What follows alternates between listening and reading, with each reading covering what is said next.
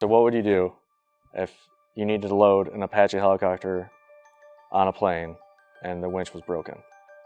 You would attempt to order another winch, but what happens if there's no more winches? You'd have to come up with a solution to that problem.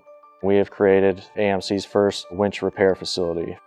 The importance of the winch and what makes them so valuable for us is anything that has wheels that's not self-propelled, a NASA satellite, an Apache helicopter, a Chinook, age equipment, all that stuff needs to be winched on the aircraft. So without the winches, you are essentially crippling the mission the C-5 has.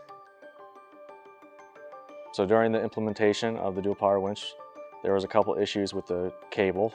The cable would knife, and the Air Force's solution was to turn it into supply and order a new one.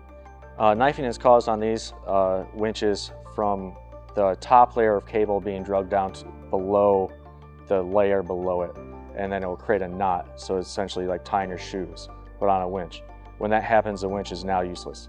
It will only go one direction, and that is in.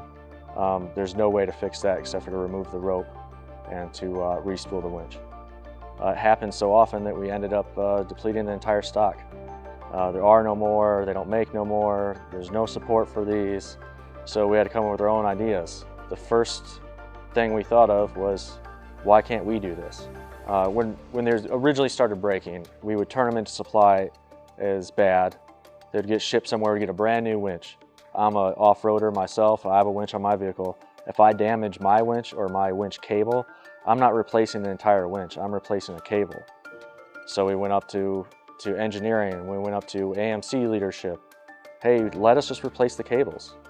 Save some money. There are over 120 winches that were made for the C-5. They're either in service currently or in a warehouse broken. We acquired the proper documentation, we acquired the proper waivers, and we created our own procedure on how to re-spool these winches correctly. Every C-5 winch could potentially go through this shop, depending on how long they're in service. We are the only place in AMC that's doing this right now. We're the only people that have made our own equipment to do so. So if they stay in service long enough and they just keep knifing or break down, they might all come through.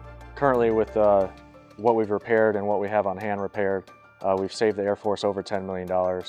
And if we continue this, we could save a potential over $30 million.